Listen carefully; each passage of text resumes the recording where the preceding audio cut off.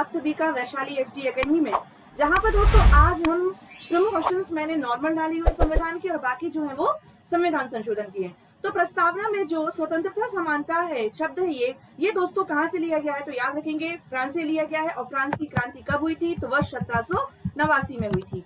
भारतीय नागरिकता प्राप्त नहीं की जा सकती जन्म के द्वारा, देशीकरण के द्वारा, किसी भूभाग में शामिल होकर। दोस्तों भारतीय बैंक में धन जमा करके नागरिकता प्रदान नहीं की, नागरिकता जो है वो समाप्त नहीं की जा सकती। नेक्स्ट, कौन नागरिकता के अर्जन हेतु शर्तों को नियत करने के लिए सक्षम है?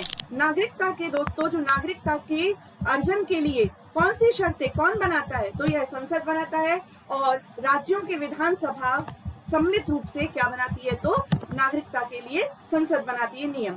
नागरिकता अधिनियम 1955 के अंतर्गत पंजीकरण के द्वारा नागरिकता प्राप्त करने के लिए भारतीय मूल के व्यक्ति को भारत में कितने वर्ष बिताने होंगे? यदि आपको 1955 के तहत दोस्तों नागरिकता प्राप्त करनी है तो कम से कम आपको 7 वर्ष जो है वो भारत में बिताने होंगे। नागरिकता निम्नलिखित में से कौन सा कथन सही नहीं है नागरिकता के संबंध में? तो दोस्तों संपूर्ण भारत के लिए कौन सा कथन सही है पूछा है। तो दोस्तों संपूर्ण भारत के लिए क्या है? एकल नागरिकता का प्रावधान किया गया है, जबकि अमेरिका में जो है वो क्या है? दोहरी नागरिकता। नेक्स्ट, राज्यपाल राज्य में राष्ट्रपति शासन लागू करने, राष्ट्रपति शासन जो है वो 356 के तहत अनुच्छेद 356 लागू करने के लिए केंद्र को रिपोर्ट प्रस्तुत करता है। राज्यपाल किसे रिपोर्ट प्रस्तुत करता है? तो ये कैसे रिपोर्ट प्रस्तुत करता है दोस्तों? यदि हम बात करें तो ये स्वविवेकीय अधिकार है राज्यपाल का कि राष्ट्रपति को स्वविवेक से, जब उसे ये स्वविवेक से ये समाधान हो जाए कि संवैधानिक तंत्र जो है वो राज्य का संवैधानिक तंत्र विफल हो चुका है, तो अनुच्छेद 356 के तहत राष्ट्रपति जो है वो राष्ट्रपति शासन लगा सकता है।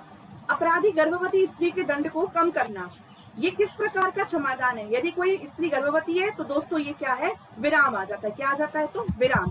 नेक्स्ट, भारत के किस आम चुनाव को मत पत्र के माध्यम से राजनीतिक क्रांति की संज्ञा दी जाती है? तो राजनीतिक क्रांति की संज्ञा दी जाती है जो चौथा आम चुनाव हुए थे उन्हें क्या कहा जाता है? राजनीतिक क्रांति की संज्ञा दी जाती है।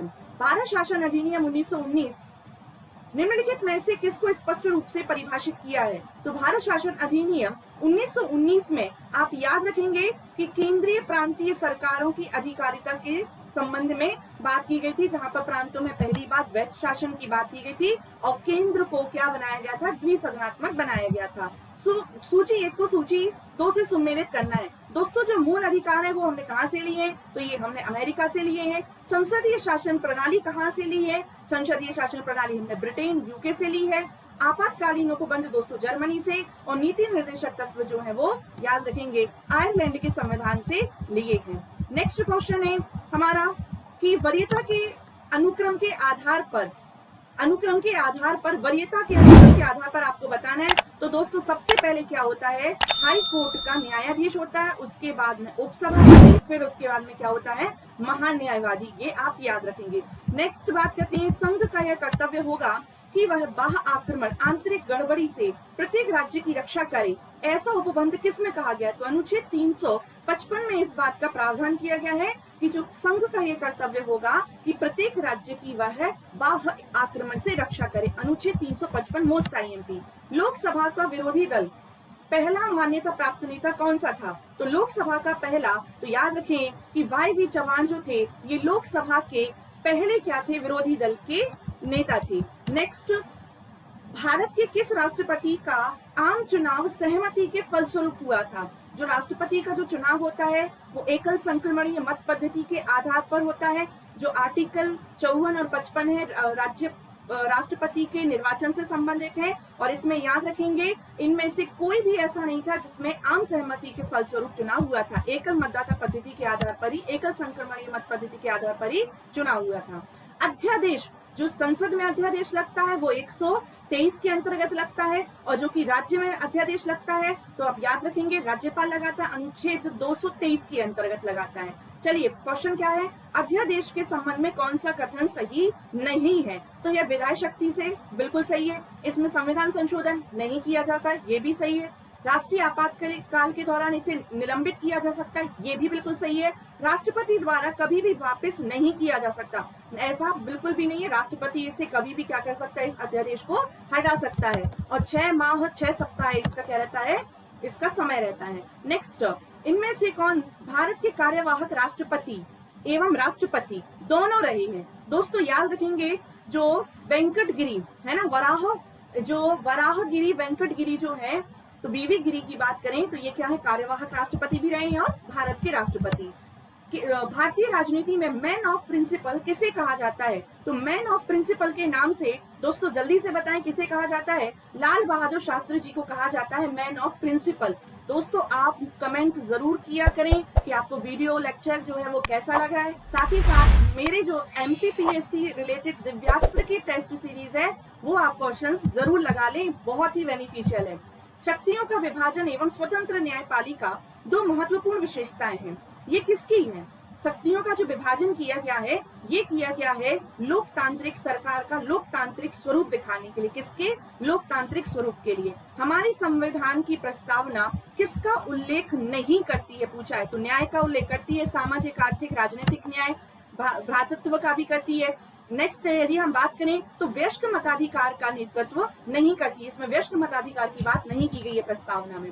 नेक्स्ट, कौन सा भारत के राष्ट्रपति, निम्न में से कौन भारत के राष्ट्रपति के निर्वाचक गण का तो भाग है परंतु महाभियोग अधिकरण का भाग नहीं है? तो दोस्तों मोस्ट IMP क्वेश्चन है, चाहे वह लोकसभा हो, राज्यसभा हो और राज्यों की विधानसभाएं हो, तो ये तो क्या होती है, निर्वाचक गण का भाग तो होती है, लेकिन राज्यों की जो विधान परिषदें होती हैं वह क्या होती है, उसके महाभियोग अधिकरण का भाग नहीं होती है। नेक्स्ट, निम्नलिखित कथनों पर विचार कीजिए कि पंडित जवाहरलाल नेहरू के द्वारा प्रस्तावना जो है वो उद्देशिका बनी थी।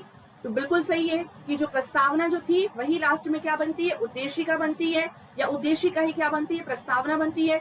इसकी प्रकृति न्यायोचित है, ये इसकी प्रकृति न्यायोचित न्याय योग्य नहीं है। बिल्कुल सही, क्योंकि इसकी प्रकृति किसी भी प्रकार से आप प्रस्तावना के आधार पर न्याय नहीं दे सकते। इसमें संविधान संशोधन नहीं किया जा सकता। बिल्कुल किया जा सकता है, किया ही गया है। कब?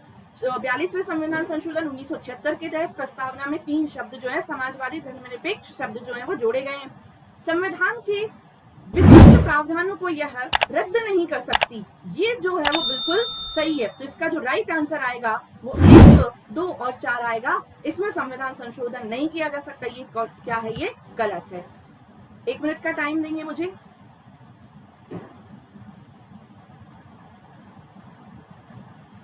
नेक्स्ट क्वेश्चन की बात करते हैं। किसने कहा था कि भारत अर्ध संघात्मक राज्य है? ये देखिए, ये क्वेश्चन जो है वो 3 मार्क्स में आ चुका है, इसके पहले मेंस में आया था।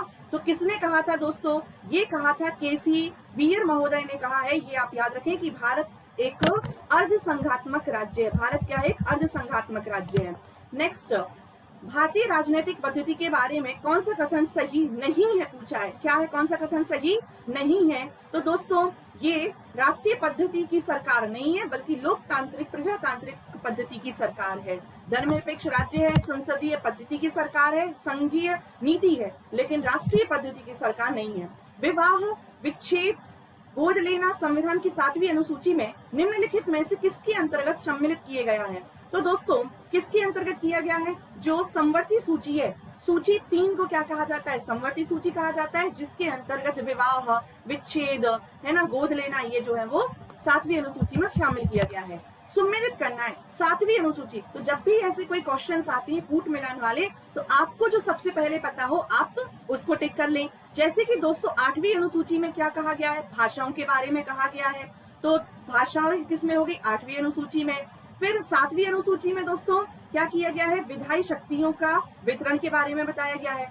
फिर बात करते हैं 10वीं अनुसूची की, तो इसमें दल बदल संबंधी कानून के बारे में बताया गया है। और 9वीं अनुसूची दोस्तों कुछ अधिनियमों का जो है वो विधि मान्यीकरण किया गया है। तो इसका जो राइट आंसर होगा वो ऑप्शन नंबर ए होगा। नेक्स्ट, संविधान सभा के बारे में निम्नलिखित कथनों में से कौन सा कथन सही है पूछा है। यह वयस्क मताधिकार के आधार पर किया गया था इसमें, तो वयस्क मताधिकार के आधार पर तो नहीं था ये दोस्तों। यदि हम बात करें नेक्स्ट की, तो यह प्रत्यक्ष निर्वाचन से बना था, तो यह अप्रत्यक्ष निर्वाचन से था।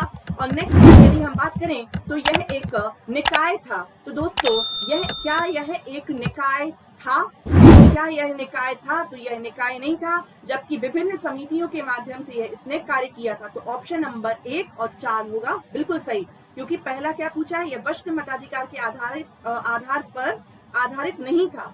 तो बिल्कुल वरिष्ठ मताधिकार के आधार पर आधारित नहीं था। आम चुनावों में पहली बार इलेक्ट्रॉनिक वोटिंग मशीन का प्रयोग कहां पर किया गया था? दोस्तों याद रखेंगे, वर्ष 1982 में सबसे पहली बार जो है वो केरल विधानसभा में क्या किया गया था, तो वोटिंग मशीन का प्रयोग किया था। भारत की संसद किनके द्वारा मंत्री परिषद के कृत्यों के ऊपर नियंत्रण रखती है? तो स्थगन प्रस्ताव, प्रश्नकाल और अनुपूरक प्रश्न, ये तीनों ही पूछकर क्या रखती है, मंत्री परिषद के कार्यों पर नियंत्रण रखती है। नेक्स्ट क्वेश्चन है कि स्थानीय स्वशासन की सर्वोत्तम व्याख्या की जा सकती है कि यह एक कैसा है? स्थानीय स्वशासन की यदि हम बात करें तो स्थानीय स्वशासन कैसा है? तो लोकतांत्रिक का क्या है, विकेंद्रीकरण है। भारतीय संविधान सभा की स्थापना कब की गई? तो भारतीय संविधान सभा की स्थापना 9 दिसंबर वर्ष 1946 को की गई थी। नेक्स्ट क्वेश्चन की बात करते हैं। अगला क्वेश्चन है, निम्नलिखित में से कौन राज्यपाल के कार्य का परिवीक्षण करता है? जो लेखपाल है, निम्नलिखित में से कौन लेखपाल के कार्यों का परिवीक्षण करता है? तो याद रखेंगे, जो लेखपाल के कार्य हैं वह तहसीलदार के अंतर्गत आते हैं। तहसीलदार उनके कार्यों का परिवीक्षण करता है। नेक्स्ट, सबसे अधिक लोकसभा सीटें किस राज्य में है? दोस्तों यदि हम लोकसभा सीटों की बात करें तो मध्य प्रदेश में कितनी है लोकसभा सीटें? 29 है। राज्यसभा सीटें कितनी है? 11 है। जबकि जो सर्वाधिक लोकसभा सीट कहां पर है? तो याद रखेंगे महाराष्ट्र में। ऑप्शन के अनुसार क्या है, महाराष्ट्र में है, वैसे उत्तर प्रदेश। नेक्स्ट, भारतीय राजनीतिक दलों के लिए एक चुनौती नहीं है। चुनौती कौन सी नहीं है? तो धन बाहुबल का प्रयोग, ये चुनौती है। आंतरिक लोकतंत्र की कमी, यदि लोग वोट देने ही नहीं चाहेंगे तो उनके लिए भी ये चुनौती है। वंशवाद की परंपरा, ये भी एक चुनौती है। लेकिन मतदाताओं को अर्थपूर्ण विकल्प प्रदान करना, ये किसी भी प्रकार की चुनौती नहीं है। किसने कहा था मैं मजबूत केंद्र के पक्ष में हूँ? ये कहा था BR अम्बेडकर जी ने कि मैं मजबूत केंद्र के पक्ष में हूँ। नीति आयोग की स्थापना कब की गई? तो 1 जनवरी वर्ष 2015 को नीति आयोग की स्थापना की गई। नेक्स्ट हमारा 36वां क्वेश्चन है, भारत अंतरराष्ट्रीय लोकतंत्र चुनाव प्रबंधन संस्थान की स्थापना किस वर्ष की गई? जो भारत अंतरराष्ट्रीय लोकतंत्र और चुनाव प्रबंधन संस्थान है, इसकी स्थापना कब की गई है? तो आपको याद रखना है, वर्ष 2011 में की गई है। लोकतंत्र का कार्य संचालन किसके अभाव में असंभव है?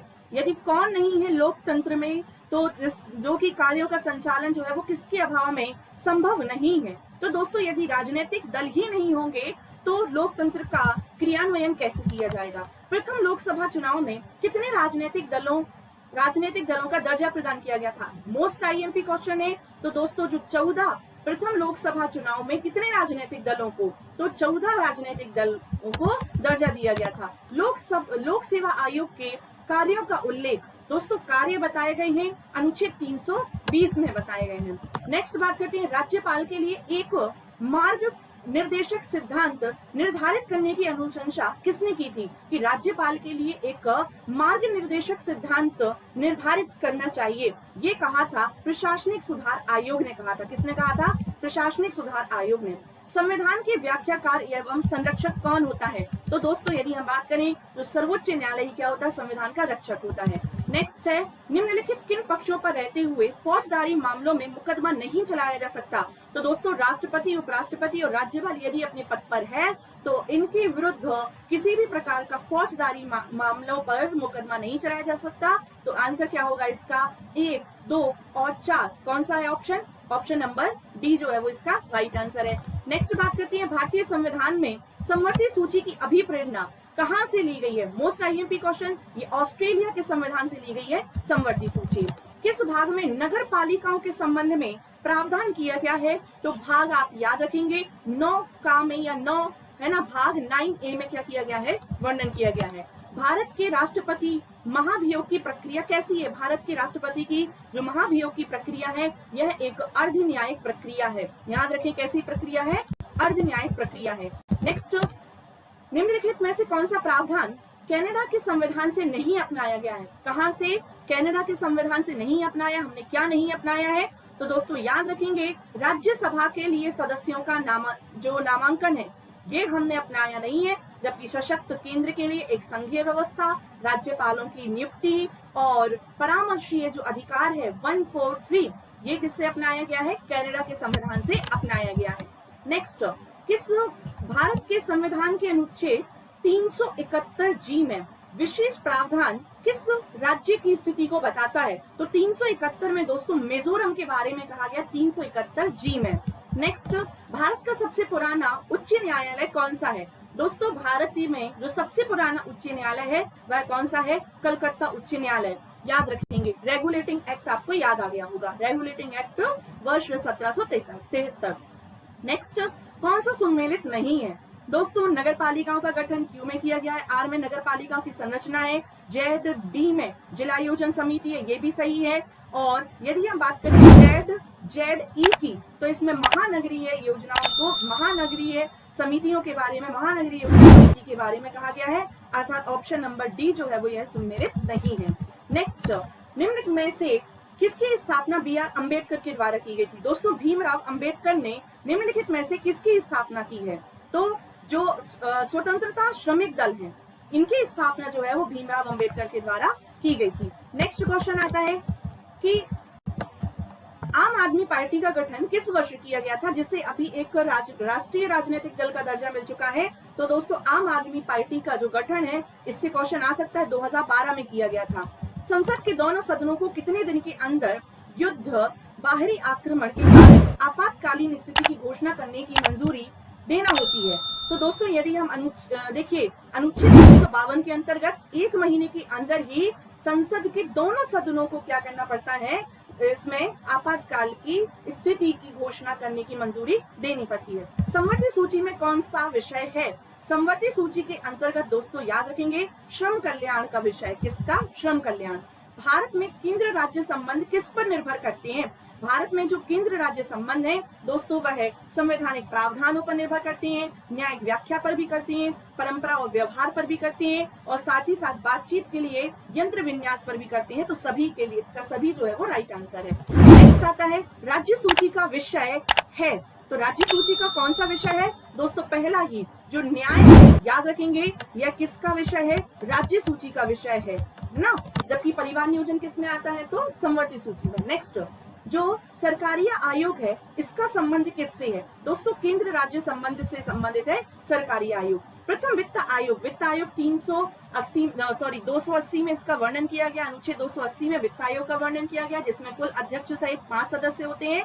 और इसके जो पहले अध्यक्ष बने थे वो याद रखेंगे केसी नियोगी इसके अभी पहले अध्यक्ष थे, वित्त आयोग के पहले अध्यक्ष। आपको कमेंट बॉक्स में बताना है कि वित्त आयोग के अभी वर्तमान अध्यक्ष कौन है, सब कमेंट बॉक्स में मुझे जरूर बताएं। किसका संबंध चुनाव आयोग से नहीं है? दोस्तों चुनाव की वैधता का निपटारा, चुनाव की वैधता का निपटारा जो है ये किससे संबंधित है? तो ये दोस्तों चुनाव आयोग से संबंधित नहीं है। नेक्स्ट, किस राज्य की विधानसभा में अधिकतम कितने सदस्य हो सकते हैं? यदि किसी राज्य की विधानसभा में अधिकतम सदस्यों की संख्या कितनी होती है? तो याद रखेंगे 500 क्या है इनकी अधिकतम संख्या होती, कितनी? 500। नेक्स्ट, न्यूनतम 40, लेकिन कुछ अपवाद भी है जैसे कि सिक्किम, गोवा। नेक्स्ट, राज्य विधान परिषद की सदस्य संख्या आपको बताना है, सुमेलित करना है राज्य विधान परिषद की सदस्य संख्या को सुमेलित करना है ना। तो यदि हम बात करें दोस्तों तो तेलंगाना में बिल्कुल 40 ही है, कर्नाटक में, बिहार में कितनी है? 78, कर्नाटक में 75 और महाराष्ट्र में 75। नेक्स्ट अब हम बात करते हैं कि राज्यों में विधानमंडल का भाग जो है वो नहीं माना जाता। तो यदि आप याद रखें जो राज्य का विधानमंडल है उसका भाग नहीं माना जाता मुख्यमंत्री। नेक्स्ट, विधान परिषद में कितने सदस्य विधानसभा के द्वारा चुने जाते हैं? 1/3 सदस्य जो है वो विधान परिषद के द्वारा विधान परिषद में विधानसभा के द्वारा 1/3 सदस्य चुने जाते हैं, जबकि 1/6 जो है वो राज्यपाल के द्वारा। नेक्स्ट, भारतीय संविधान में मुख्यमंत्री के कार्यों को परिभाषित किया गया है। तो मुख्यमंत्री के जो कार्य दिए गए हैं वो अनुच्छेद 167 में दिए गए हैं। किसी भारतीय राज्य का सबसे लंबे समय तक सेवा में रहने वाले प्रथम राज्यपाल, तो पहले राज्यपाल जिनका कार्यकाल सबसे ज्यादा रहा है वो आप याद रखेंगे IMP है पद्मजा नायडू। कौन? पद्मजा नायडू। राज्यपाल सोने के पिंजरे में निवास करने वाली एक चिड़िया के समतुल्य है। दोस्तों ये क्वेश्चन कई बार आ चुका है, बहुत ही IMP है। ये कथन कहा था सरोजनी नायडू का कथन है। किसी राज्य में राज्यपाल की नियुक्ति किस संविधान के अनुच्छेद के अंतर्गत होती है? तो याद रखेंगे, नियुक्ति की बात की जा रही है तो इसमें 155 में और 153 में कहा गया है कि देखिए प्रत्येक राज्य का एक राज्यपाल होगा। ठीक है। नेक्स्ट, किसी राज्य के उच्च न्यायालय के न्यायाधीशों के वेतन भत्ते कौन सी निधि पर भारित होते हैं? तो याद रखेंगे, जो न्यायाधीशों के वेतन भत्ते होते हैं ये राज्य की संचित निधि पर भारित होते हैं, जबकि जो पेंशन होती है वो भारत की संचित निधि पर भारित होती है। नेक्स्ट, भारत एक गणतंत्र है, इसका मतलब क्या है कि भारत में वंशानुगत शासन नहीं है। कौन सी सबसे बड़ी एक संसदीय समिति है? दोस्तों प्राक्कलन समिति जो है वो क्या है? सबसे बड़ी समिति होती है। याद रखेंगे, प्राक्कलन समिति जो है वो सबसे बड़ी समिति होती है, जिसमें 30 सदस्य लोकसभा के होते हैं और बाकी सभी में 22 सदस्य होते हैं, लोक लेखा समिति में और लोक उपक्रम समिति में। नेक्स्ट बात करते हैं कि भारत में विभिन्न निर्वाचक के लिए कौन सी निर्वाचन प्रणाली जो है वो स्वीकार की गई है? भारत के लिए कौन सी निर्वाचन प्रणाली? तो दोस्तों यदि हम बात करें भारत में जो निर्वाचन प्रणाली स्वीकार की गई है वह कौन कौन सी है? तो दोस्तों 1, 2 और 3 भारत में वयस्क मताधिकार के आधार पर प्रत्यक्ष निर्वाचन प्रणाली बिल्कुल आती है। लोकसभा का चुनाव, एकल संक्रमणीय मत के द्वारा आनुपातिक प्रतिनिधित्व प्रणाली, दोस्तों बिल्कुल राष्ट्रपति का चुनाव, उपराष्ट्रपति का चुनाव। नेक्स्ट अब हम बात करते हैं कि जो आनुपातिक प्रतिनिधित्व सूची प्रणाली बिल्कुल सही, लेकिन अप्रत्यक्ष निर्वाचन की संचयी मतदान प्रणाली भारत में नहीं है। जब मंडल आयोग गठित किया गया था उस समय भारत के प्रधानमंत्री कौन थे? मोस्ट आईएमपी क्वेश्चन दोस्तों, विश्वनाथ प्रताप सिंह। और आपको बताना है दोस्तों मंडल आयोग क्यों गठित किया गया था, कब गठित किया गया था और क्यों गठित किया था, ये आपका क्वेश्चन है।